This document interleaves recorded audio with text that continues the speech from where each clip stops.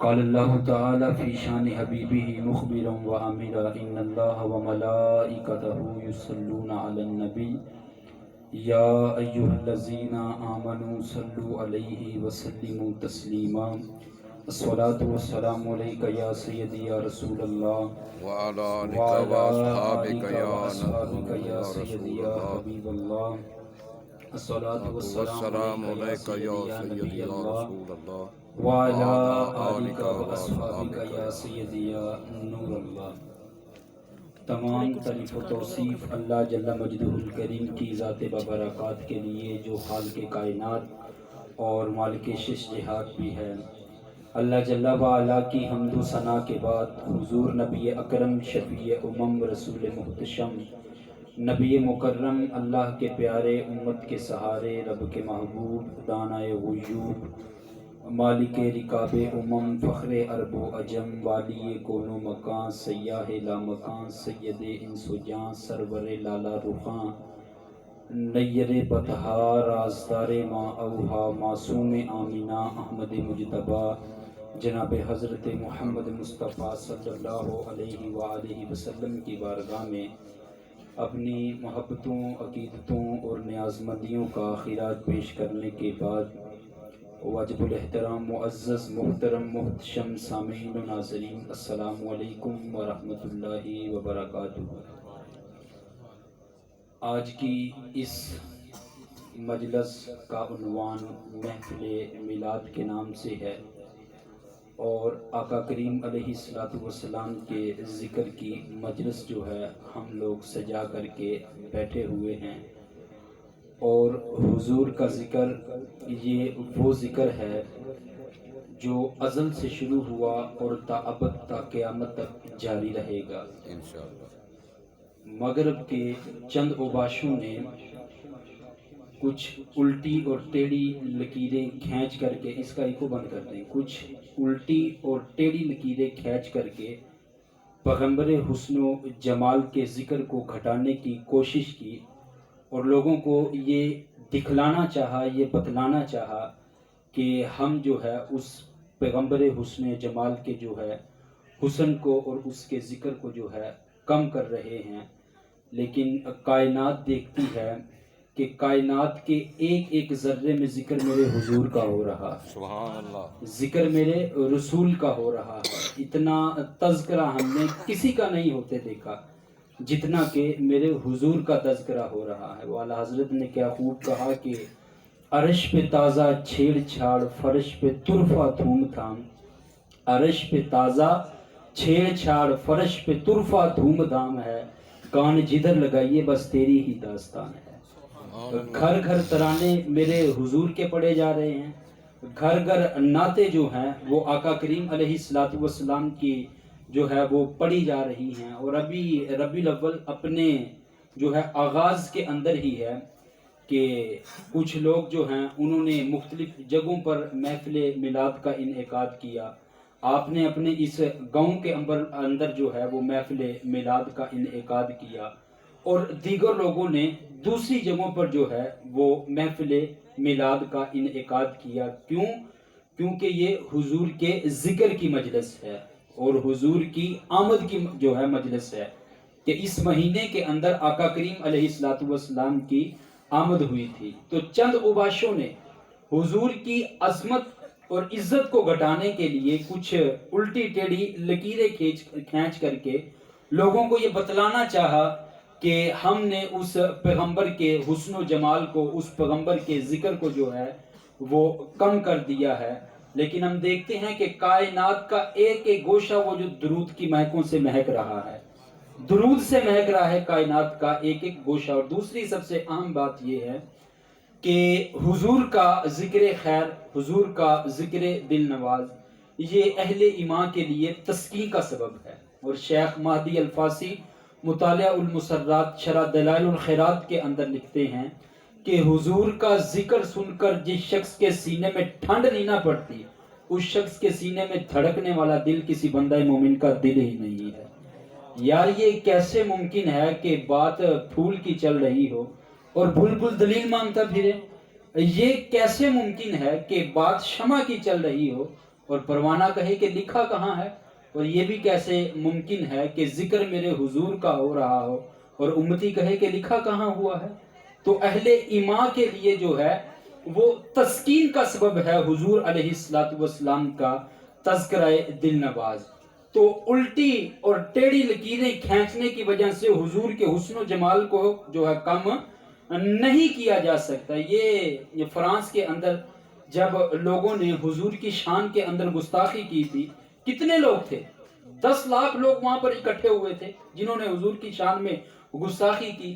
میں کہتا ہوں یہ 10 کروڑ بھی اکٹھے ہو جائیں اور فرانس میں جو ہے وہ کھڑے ہو کر کے چاند کی طرف منہ کر کے تھوکیں تو کیا ہوگا؟ چاند کی جو ہے وہ کرنیں میلی ہو جائیں گی؟ کیا چاند کی روشنی ماند پڑ جائے گی؟ کبھی بھی ایسا نہیں ہوگا۔ ہوگا کیا؟ کچھ لمحوں کے بعد وہ جو تھوکا ہوا ہوگا وہ لوگوں کے اپنے ہی منہ پر آ کر کے گر جائے گا اور لوگوں کے منہ گندے ہو جائیں گے۔ تو جو لوگ حضور کی شان میں گستاخی کرتے ہیں ان لوگوں کے منہ گندے ہو جائیں گے۔ حضور کا ذکر کل بھی بلند تھا، حضور کا ذکر آج بھی بلند ہے، لیکن جنہوں نے حضور کی شان میں جو ہے وہ گستاخیاں کی اور خاکے بنائے اور حضور کی شان کو کم کرنے کی کوشش کی، آپ جو ہے ان کے بارے میں جان کر کے دیکھ لیں، ان کی زندگی ان کے لیے قید خانہ بن چکی تھی۔ وہ شخص جس نے حضور کی شان میں گستاخی کی تھی اس وقت، اس کا جب بیان لیا گیا نا تو اس نے یہ کہا کہ میں 24 گھنٹے جو ہے وہ سخت سیکیورٹی کے حصار کے اندر رہتا ہوں، لیکن جب بھی روشن دان کے اوپر کوئی چڑیا بھی پر مارتی ہے نا تو میرا دل جو ہے وہ لرزنے لگتا ہے کہ شاید کوئی ادھر سے آ کر کے مجھ پر حملہ تو نہیں کرنا چاہ رہا۔ میں کہتا ہوں تمہاری زندگی قید خانہ بن جائے گی، تمہاری زندگی جو ہے وہ زندہ بن جائے گی اگر تم نے پیغمبر و حسن و جمال کی جو ہے وہ شان کے اندر گستاخی کرنے کی جو ہے کوشش کی۔ کیونکہ حضور علیہ السلام کا ذکر جو ہے وہ کم ہونے کے لیے بنا ہی نہیں۔ حضور کا ذکر تو وہ ہے کہ سب سے اونچا جو ہے وہ حضور کا ذکر ہوتا چلا جا رہا ہے۔ آپ میں سے کئی لوگ ہیں وہ 40 سال کی زندگی گزار کر کے بیٹھے ہوں گے، کئی لوگ ہیں وہ 50 سال کی زندگی گزار کر کے بیٹھے ہوں گے، کئی لوگ وہ 60-70 سال کی زندگی گزار کر کے بیٹھے ہوں گے۔ تقریباً 20 سے 25 سال کی زندگی تو میری بھی ہے اور تقریباً 8 سے 9 سال کے اندر میں نے ہوش سنبھال لیا ہوگا، اور جو لوگ اتنی زندگیاں گزار کے بیٹھے ہیں انہوں نے بھی ہوش سنبھال لیا ہوگا اس جو ہے عمر کے اندر آ کر کے۔ لیکن ہم نے جو ہے ایک چیز جو ہے وہ دیکھی ہے اس وقت سے لے کر کے اب تک کہ ہر اچھی قدر جو ہے وہ زوال پذیر ہوئی ہے۔ ایک وقت تھا، آپ اپنے دیہاتوں کا ماحول دیکھ لیں، ایک وقت تھا کہ جب ایک شخص کی بیٹی پورے گاؤں کی بیٹی ہوا کرتی تھی۔ وہ وقت دیہاتوں میں تھا کہ ایک شخص کی بیٹی پورے گاؤں کی بیٹی ہوا کرتی تھی، لیکن جو ہے حالات نے پلٹا مارا، حالات پھرے اور حالات جو ہے بدلے کہ اب ایک شخص کی بیٹی صرف ایک شخص کی بیٹی ہے۔ آج لوگوں سے احساس ختم ہو گیا، آج لوگوں سے ہمدردی ختم ہو گئی، آج لوگوں سے جو ہے وہ مروت اور بھائی چارہ جو ہے ختم ہو گیا، آج بھائی بھائی کا جو ہے وہ گلا کاٹنے کو کھڑا ہوا ہے۔ تو اچھی جو قدریں ہیں وہ پامال ہو گئی۔ ایک وقت تھا جب بڑوں کی قدریں کی جاتی تھی، ایک وقت تھا جب لوگوں کی آنکھوں میں حیا ہوا کرتا تھا، لیکن آج آنکھوں سے حیا جو ہے رخصت ہو گیا، آج بڑوں کی قدریں کرنا ہم بھول گئے۔ تو ہر اچھی قدر زوال پذیر ہوئی ہے اور ہر اچھی چیز جو ہے وہ نیچے آتی گئی ہے۔ لیکن ایک چیز ہم نے دیکھی ہے کہ ہر چیز نیچے آ رہی ہے لیکن ذکر رسول پھر بھی اوپر جا رہا ہے، ذکر رسول پھر بھی اوپر جا رہا ہے۔ ایسا کیوں ہے کہ ذکر رسول اوپر جا رہا ہے اور اچھی قدریں جو ہے وہ نیچے آ رہی ہیں؟ تو اس کی وجہ یہ ہے کہ اچھی قدروں کی پاسداری کرنا ہماری ذمہ داری تھی، لوگوں کا احساس کرنا، لوگوں کے ساتھ ہمدردی کرنا، بھائی چارے کے ساتھ پیش آنا، یہ ہماری ذمہ داری تھی، لیکن ہم اپنی ذمہ داری کو بھول گئے اور اس کو پورا نہ کر سکے۔ لیکن خدا کے ذکر کے فروغ کا ذمہ جو ہے وہ خدا نے لیا ہوا تھا، حضور کے ذکر کا ذمہ خود خدا نے لیا ہوا تھا، اور اسی کو قرآن نے بیان کیا کہ وَرَفَعْنَا لَكَ ذِكْرَكَ، کہ آ محبوب ہم نے آپ کے لیے آپ کے ذکر کو بلند کر دیا ہے، اور اتنا بلند کر دیا ہے کہ آپ کے ذکر تک کوئی بھی نہیں پہنچ سکتا۔ یہ گندے قسم کے لوگ ہیں، آپ کی شان کے اندر جو ہے وہ گستاخیاں کرتے ہیں، تو حضور آپ کی شان نہیں گھٹ جائے گی، بلکہ حضور کی شان کل بھی جو ہے وہ اونچی تھی اور حضور کی شان آج بھی اونچی ہے اور کتنی عظمتوں کی حامل ہے. اعلیٰ حضرت کہتے ہیں کہ خلق سے اولیاء، اولیاء سے رسول اور سب رسولوں سے اعلیٰ ہمارا نبی. اعلیٰ حضرت کہتے ہیں کہ مخلوق میں افضل ترین لوگ جو ہیں وہ ولی ہوتے ہیں اور ولیوں سے افضل وہ رسول ہیں، لیکن حضور کی ذات ایک ایسی ذات ہے جو کہ تمام رسولوں سے افضل ذات ہے. کوئی شخص ان کی عظمت کو نہیں پہنچ سکتی، کوئی شخص وہاں تک پرواز بھی نہیں کر سکتی. اعلیٰ حضرت پھر فرماتے ہیں کہ خرد سے کہہ دو کہ سر جھکا لے، خرد سے کہہ دو کہ سر جھکا لے، اور ہما سے گزرے گزرنے والے یہاں خود پڑے ہیں جہت کو لالے. کوئی کیا بتائے کدھر گئے تھے، سراغ عین و متا کہاں تھا، نشان کیف و الا کہاں تھا، نہ کوئی ساتھی نہ کوئی راہی، نہ سنگ منزل نہ مرحلے تھے، کمان امکان کے جھوٹے نقطوں تم اول و آخر کے پھیر میں ہو. محیط کی چال سے پوچھو کدھر سے آئے کدھر گئے تھے، وہی ہیں اول وہی ہیں آخر، وہی ہیں ظاہر وہی ہیں باطن، اسی کے جلوے اسی سے ملنے اسی سے اس کی طرف گئے تھے. کوئی حد ہے ان کے عروج کی، بلغ العلا کمال ہی. تو میرے حضور کی تو یہ شان ہے، لیکن حضور کی یہ شان اور حضور کے ذکر کا ذمہ جو ہے وہ خدا نے لیا ہوا ہے. لیکن ہم دیکھتے ہیں کہ دور موجود کے اندر حضور کی شان میں گستاخیاں ہوتی ہیں اور خاکے تراشے جاتے ہیں. اس کی وجہ کیا ہے؟ تو یہ اصل میں ہمارا امتحان ہے، یہ ہمارا امتحان ہے کہ ہمارے سینوں کے اندر سے حضور کی محبت کو جو ہے وہ کھینچنے کی اور حضور کی محبت کو نکالنے کی جو ہے کوشش کی جا رہی ہے. آپ طریق اٹھا کر کے دیکھیں، جب منگولوں کو پہلی شکست ہوئی نا تو وہ لوگ سر جوڑ کر کے بیٹھ گئے کہ ان مسلمانوں کے اندر ایسی کون سی طاقت ہے، ایسی کون سی چیز ہے ان مسلمانوں کے پاس کہ پہلی بات تو یہ ہے کہ ہم ان کو شکست دے ہی نہیں سکتے، اور اگر ان کے باہمی تعلقات میں کمزوری کی وجہ سے اور غداریوں کی وجہ سے ہم ان کو شکست دے بھی دیتے ہیں تو پھر جب یہ دوبارہ اکٹھے ہوتے ہیں تو پھر ایک پلیٹ فارم پر کھڑے ہو جاتے ہیں. ایسی کون سی چیز ہے جو کہ ان کو دوبارہ اکٹھی کر دیتی ہے؟ کون سی قوت ہے ایسی جو ان کو دوبارہ اکٹھی کر دیتی ہے؟ آپ دیکھیں جب جو ہے عروس البلاد، شہروں کی دلہن بغداد شریف کو اجاڑا گیا، کوئی شخص کہتا تھا کہ یہاں پر اسلام کا دوبارہ چراغاں ہوگا؟ کوئی شخص بھی نہیں کہتا تھا کہ اسلام کا یہاں پر دوبارہ چراغاں ہوگا. آپ دیکھیں جب بغداد کو اجاڑا گیا، وہ کہانی پڑھ کر کے دیکھیں، انسانی کھوپڑیوں کے مزار بنائے گئے اور مسلمانوں کو گاجر مولی کی طرح کاٹ کر کے رکھ دیا گیا، اور کچھ لوگ جو ہیں وہ بغداد شریف کو چھوڑ کر کے چلے گئے، کچھ لوگ اپنی جانیں بچانے کے لیے وہاں پر تہہ خانوں میں چھپ گئے. پھر کیا ہوا؟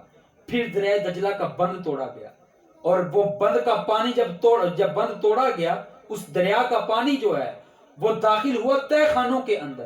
طریق اٹھا کر کے دیکھیں، ہمارے لوگوں نے 1.25 لاکھ لاشیں ان تہہ خانوں سے نکالی. کوئی کہتا تھا کہ یہاں پر اسلام کا چراغاں ہوگا، لیکن تاریخ ہمیں بتاتی ہے کہ پھر ایک منگول شہزادہ اسلام کے دامن میں آتا ہے، اور پھر وہی تلواریں جو اسلام کی عظمت کو کاٹنے کے لیے اور اسلام کا خون بہانے کے لیے اٹھتی تھی، وہی تلواریں جو ہیں وہ اسلام کی حفاظت کے لیے اٹھنے لگی. وہی تلواریں کبھی اللہ تبارک و تعالیٰ اپنے اسلام کی، اپنے دین کی مدد اس انداز کے اندر بھی کرتا ہے. وہ اقبال نے کہا تھا نا کہ تو نہ مٹ جائے گا ایران کے مٹ جانے سے، نشہ میں کو غرض نہیں پیمانے سے.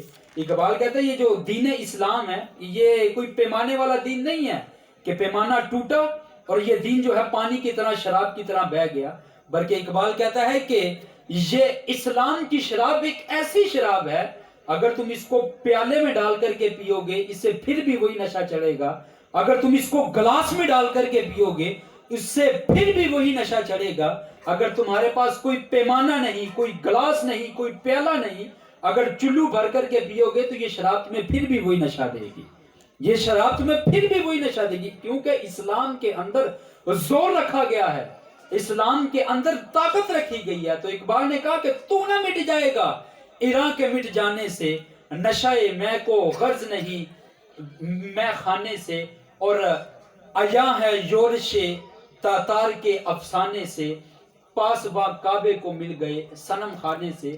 جب بغداد اجڑا، کوئی کہتا تھا کہ یہاں پر دوبارہ اسلام کا چراغاں ہوگا، سب کہتے تھے پیمانہ ٹوٹ گیا.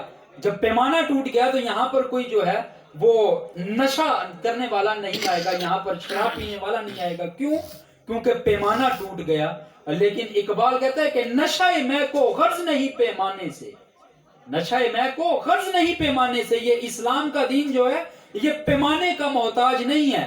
اور پھر اقبال کہتے ہیں کبھی ایسا بھی ہوتا ہے کہ اللہ اپنے دین کی مدد اس انداز کے اندر بھی کرتا ہے کہ کعبے کی حفاظت کرنے والے بھی بت خانوں سے مل جایا کرتے ہیں.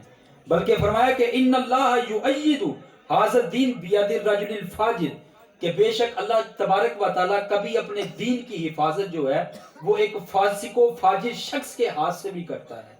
تو جب ان کو شکست ہوئی، منگولوں کو، تاتاریوں کو شکست ہوئی، وہ ایک مجمع بنا کر کے باقاعدہ اس پر تجزیہ ہوا، اور انہوں نے تجزیہ کر کے اس نتیجے پر پہنچے کہ ایسی کون سی چیز ہے جو ان کو ٹوٹنے نہیں دیتی اور کھڑا کر دیتی ہے دوبارہ. یہ ایک قوت بن کر کے لوگوں کے سامنے آتے ہیں، اور وہ اس نتیجے پر پہنچے کہ ان کے سینے کے اندر وہ قوت جو ان کو ٹوٹنے نہیں دیتی وہ محبت رسول کی قوت ہے، وہ عشق رسول کی قوت ہے جو ان کو ٹوٹنے نہیں دیتی. اور یہ بات میں کوئی جذبات کے اندر آپ کے سامنے نہیں کہہ رہا، بلکہ آپ تاریخ کو اٹھا کر کے دیکھیں. معتزلہ، اندیہ، ادریہ، لا ادریہ، مرجیہ، خارجیہ، یہ گروہ جو ہیں ان کی جو ہے آپ کتابیں اٹھا کر کے دیکھ لیں، ہماری شرح عقائد نسبیہ اٹھا کر کے دیکھ لیں، اس میں کس قسم کے اختلافات تھے. خلق قرآن کا مسئلہ تھا کہ قرآن مخلوق ہے یا نہیں. اسی طرح جو جبر و قدر کا مسئلہ تھا، حرام رزق ہے یا نہیں ہے. اور یہ ایسی ابحاث تھی، یہ ایسے مسائل تھے کہ وہ مسائل ختم ہوئے، ان گروہوں کے نام تک ختم ہو گئے. آپ معتزلہ کی کہانی کو اٹھا کر کے دیکھیں، بنو امیہ کے 3 حکمران جو ہیں وہ معتزلہ کے زیر اثر رہے ہیں.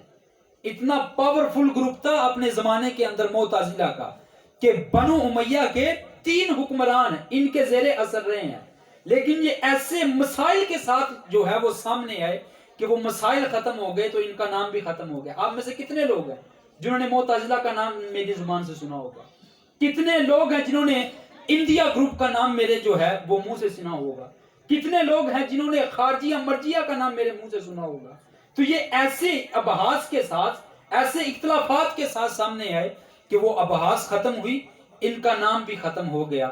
پھر انہوں نے سوچا کہ مسلمانوں کو ایسے مسئلے میں الجھانا چاہیے کہ جس کی وجہ سے ان کے سینے سے حب رسول کی جو ہے وہ دولت کھینچ لی جائے اور دولت ختم کر دی جائے.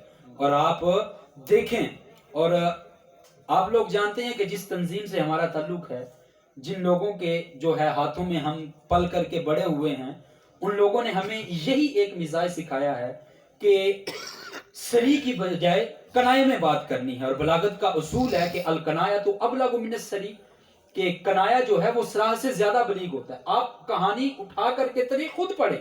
آپ میں سے ٹیچر حضرات بھی ہوں گے، آپ میں سے تاریخ کا شوق رکھنے والے بھی ہوں گے، تاریخ پڑھنے کا شوق رکھنے والے بھی. میں آپ کو شخص کا نام نہیں بتاؤں گا. آج یہ جو فرانس کے اندر جو 2 4 5 7 سال پہلے جو گستاخی ہوئی اور 10 کروڑ لوگ کھڑے ہوئے، اکٹھے ہوئے حضور کی گستاخی کے اندر، آپ تاریخ اٹھا کر کے دیکھیں، یہ اب کی کہانی نہیں ہے، یہ اس وقت کی کہانی ہے. خاص کر جب برصغیر پاک و ہند کے اندر فتنے ڈالے گئے، فساد ڈالے گئے، اس وقت یہ خاکے چھپنے شروع ہوئے. اور جب فتنے اور فساد ڈالے گئے، آپ تاریخ کو اٹھا کر کے دیکھیں، آپ اس شخص کا نام پڑھ کر کے دیکھیں، اس شخص کا مسلک پڑھ کر کے دیکھیں، آپ کو پتہ لگے گا کہ وہ شخص کون تھا. ہوا کیا؟ جب برصغیر پاک و ہند کے اندر اختلاف ڈالے گئے تو حضور کی ذات کو جو ہے وجہ نزاع بنایا گیا، تو سب سے پہلے جبہ و دستار کے حامل ایک شخص کو خریدا گیا. آپ اس شخص کا نام پڑھیں، آپ تاریخ اٹھا کر کے دیکھیں، میں نہیں بتاؤں گا آپ کو نام، آپ خود پڑھیں. اس شخص کا نام اگر سامنے آ جاتا ہے، آپ کو پتہ چل جاتا ہے یہ شخص ہے. پھر مسل کی اعتبار سے اس شخص کو دیکھیں. اور جس شخص کو خریدا گیا اس نے اس دور کے اندر یہ فتویٰ دیا کہ خدا تو اتنی شان کا حامل ہے کہ اگر وہ چاہے تو آنے واحد کے اندر کروڑوں محمد پیدا کر سکتا ہے. اور آپ جانتے ہیں کہ جہاں پر بھی باطل ہوتا ہے وہاں پر حق ضرور ہوتا ہے، جہاں پر بھی اندھیرا ہوتا ہے وہاں پر روشنی ضرور ہوتی ہے. تو اس وقت کے اندر یہ خاکہ چھاپا گیا. حضور کی ختم نبوت کیا ہے؟ آج لوگ جیلوں کے اندر جا رہے ہیں، آج تحریکیں جو ہے سامنے آ رہی ہیں. ختم نبوت کیا ہے؟ حضور نے یہی فرمایا نا کہ لا نبی بعدی، کہ میرے بعد کوئی نبی نہیں ہے. لیکن لوگ جو ہیں وہ مرزائیوں میں سے قادیانیوں میں سے وہ نبوت کا دعویٰ کرتے ہوئے سامنے جو ہے آتے ہیں اور نبوت کا دعویٰ کر رہے ہیں. اور یہی ختم نبوت کا مسئلہ ہے کہ حضور نے فرمایا میرے بعد کوئی نبی نہیں, لیکن لوگوں نے جو ہے وہ نبی بنانا شروع کیے. گویا کہ یہ بتلانا لوگوں کو مقصود تھا کہ محمد ایک نہیں, محمد اور زیادہ بھی ہو سکتے ہیں. لیکن جس شخص نے یہ کتاب لکھی اس کے مقابلے میں اس دور میں علامہ فضل حق خیرآبادی علیہ رحمہ کھڑے ہوتے ہیں اور آپ ایک کتاب لکھتے ہیں امتناع النظیر, اور اس کتاب کے اندر آپ ثابت کرتے ہیں لوگ تو یہ کہتے ہیں کہ آنے واحد کے اندر کروڑوں محمد پیدا ہو سکتے ہیں, لیکن میں یہ کہتا ہوں کہ دوسرا محمد ہی پیدا نہیں ہو سکتا. سبحان اللہ. دوسرا محمد ہی پیدا نہیں ہو سکتا. تم خاکے تراشتے ہو یار, خاکے تو خاکیوں کے تراشے جاتے ہیں. میرے حضور کی تو وہ ذات ہے جس ذات کا جو ہے وہ سایہ بھی نہیں بنایا گیا. اور ایک جملہ آپ کی نظر کرنے لگ رہا ہوں, خاکے خاکیوں کے بنائے جاتے ہیں, خاکے تو ان کے بنائے جاتے ہیں جن کا کوئی ثانی ہو, لیکن میرے حضور کی ذات تو وہ ہے کہ رب نے بھی ان جیسا دوسرا پیدا نہیں فرمایا. بے شک رب نے بھی ان جیسا دوسرا پیدا نہیں فرمایا. تو فرمایا کہ ورفعنا اللہ کا ذکر, اے محبوب ہم نے آپ کے لیے جو ہے آپ کے ذکر کو بلند کر دیا ہے. تو یہ حب رسول کی جب دولت کھینچنے کی سازش کی گئی تو علامہ اقبال علیہ رحمہ نے اس دور کے اندر اس چیز کو محسوس کیا, اور چیز کو محسوس کرنے کے بعد اپنے ایک دوست کو خط لکھا, اور اس خط کے اندر لکھا کہ آج سینے جو ہیں اس محبت سے خالی کیے جا رہے ہیں, اور اس کے اندر لکھا کہ آج وقت کا سب سے بڑا جو ہے مسئلہ یہ بنا ہوا ہے کہ لوگوں کے دلوں سے حب رسول کی جو ہے وہ دولت کھینچی جا رہی ہے. اور ساتھ پھر آپ نے ایک نسخہ بھی اس وقت اپنے دوست کو اس خط کے اندر بتایا کہ اگر تم اور تمہاری اولادیں جو ہیں وہ اس چیز کا جو ہے وہ پیکر ہو جائیں گی تو یہ کام کر لیں گی, تو تم اور تمہاری اولادوں کے سینوں میں حضور کا عشق پیدا ہوگا, حضور کا پیار پیدا ہوگا. اور وہ چیزیں کیا, 2-3 چیزیں آپ کے سامنے رکھ کے اپنی گفتگو کو سمیٹ لوں گا. اقبال علیہ رحمہ نے پہلی چیز جو گنوائی, اقبال نے کہا کہ اگر تم چاہتے ہو تمہارے سینے کے اندر اور تمہاری اولاد کے سینے کے اندر حب رسول کی دولت پیدا ہو جائے تو اپنی اولاد کو حضور کی ذات پر درود پڑھنا سکھاؤ. سبحان اللہ. حضور کی ذات پر درود پڑھنا سکھاؤ, تو ان کی وجہ سے ان کے سینوں میں جو ہے وہ عشق رسول, حضور کا پیار, حضور کی محبت پیدا ہوگی. آپ آج سے 30-25 سال پہلے کی محافل کا رنگ دیکھ لیں. اس وقت جب علماء بولا کرتے تھے تو یوں لگتا تھا کہ ان کی پشت کے پیچھے رسول اللہ کا ہاتھ ہے. سبحان اللہ. جب بولا کرتے تھے تو یوں لگا کرتا تھا. اور آج ایک شخص جس کے چہرے کی جو ہے وہ رنگ ڈھنگ وضع قطع جو ہے وہ حضور کی سنت کے مطابق نہیں ہے, اور گلے میں پٹخا ڈال کر کے ایک سٹیج پر آ جاتا ہے, وہاں پر آ کر کے جہنم کا مذاق اڑاتا ہے, جہنم کا اور جنت کا مذاق اڑاتا ہے, اور جو ہے ایک رات کا 2-3 لاکھ روپیہ تمہارا قیمتی سرمایہ جس کو دن کی کڑکتی دھوپ کے اندر تم نے کمایا, تمہارا وہ قیمتی سرمایہ کہ سخت سردی کے اندر تم نے جس کو کمایا, وہ ایک رات میں 2-3 لاکھ لے کر کے جاتا ہے, اور سکھاتا کیا 2-3 لاکھ کے بدلے حضور کی شریعت سے بغاوت, حضور کی شریعت سے بغاوت سکھاتا ہے, جنت کا جو ہے مذاق اڑاتا ہے, جہنم کا مذاق اڑاتا ہے, اور کہتا ہے خبریں تو کیڑی جنت کا تذکرہ کہتے ہیں کرتا ہے.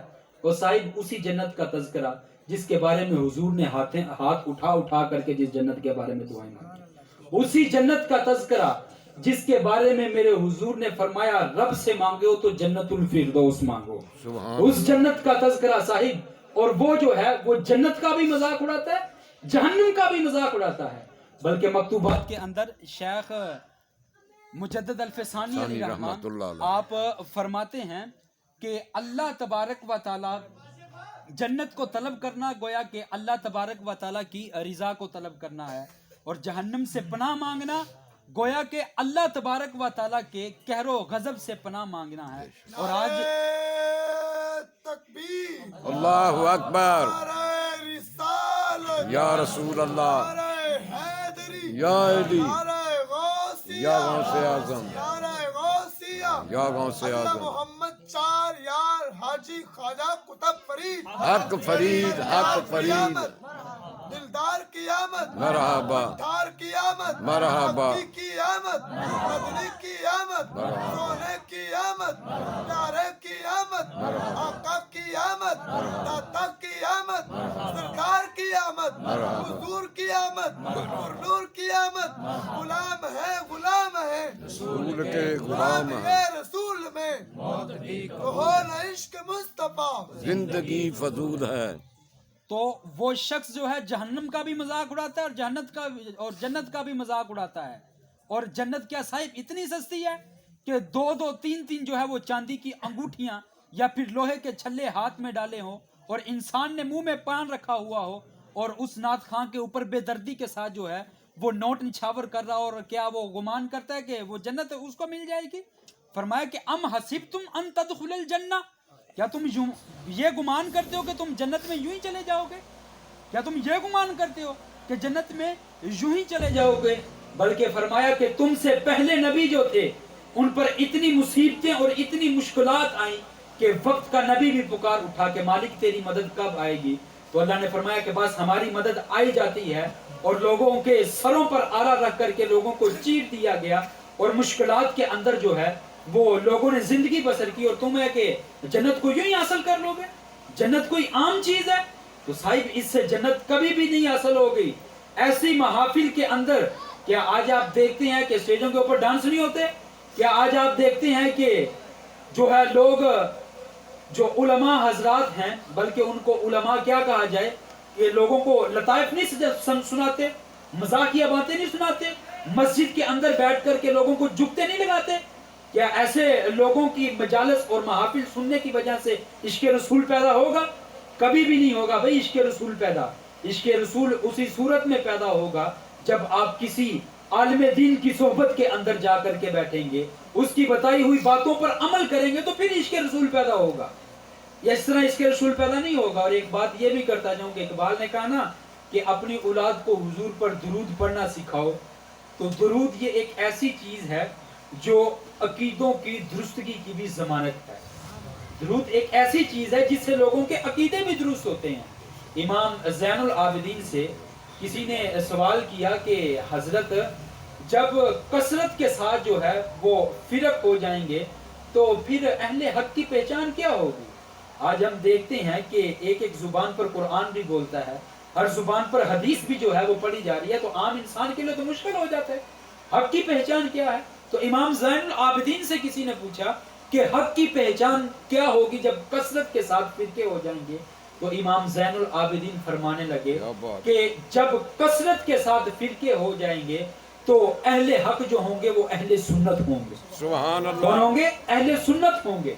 पूछने वाले शख्स ने फिर पूछा कि हजरत अगर कोई और शख्स जो है और लोग जो है वो अहले सुन्नत का लेबल लगा करके सामने आ जाएं तो फिर अहले सुन्नत की पहचान क्या होगी?